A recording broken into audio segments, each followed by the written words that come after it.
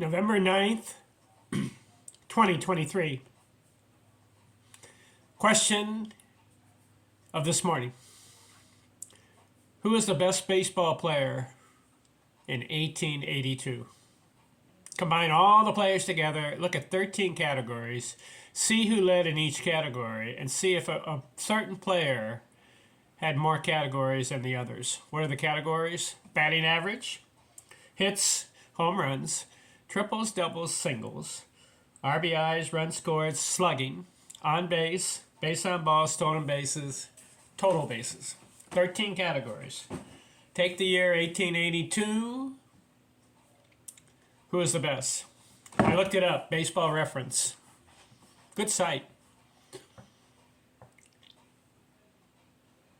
Dan Brouthers, Hall of Famer. You've heard of Dan Brouthers? He played, got his stats here on my computer. If I turn away, I'm looking at my computer. Played from 1879 through 1904. About 19 years. Took some time off toward the end of his career and then came back.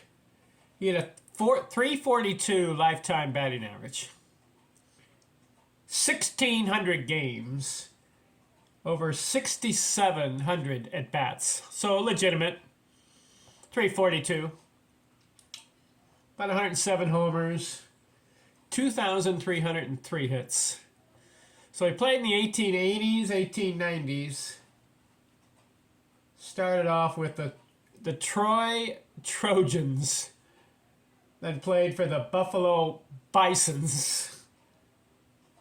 Later he played for the Detroit Wolverines, Boston Reds,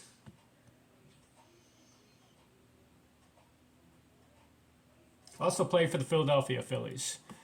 Dan Brouthers, he was the best baseball player in 1882. Why? Because when I looked at the 13 categories, he won 3 of them. It's not that many, but nobody else won more than 3. You had Roger Connor, he's in the Hall of Fame.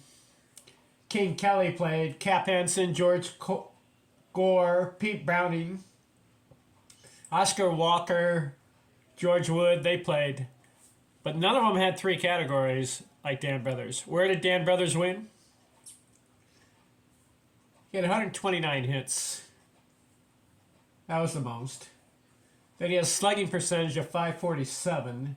Then he had most total bases of 192. So for the year 1882, he wins it. He was the best.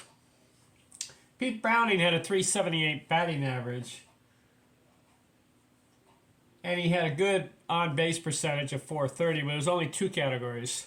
Roger Connor just had 1 category, 18 triples. King Kelly had 1 category, 37 doubles.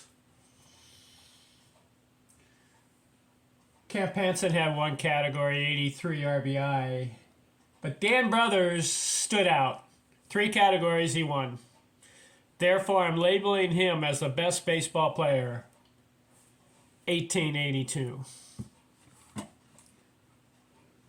If you're wondering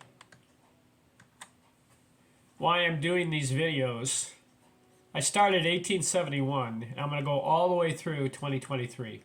Why am I highlighting each year? Because I'm curious. I'm curious to find out who is the best baseball player for a certain year. And so the way to do it, my criteria, is to look at the 13 categories and see who wins the most categories. If 2 players tie with the most categories, I'll label them both as the best baseball player for that year. So 1882 is in the books. Next video, I'm going to do 1883. We'll continue. Thanks for watching. I'm out.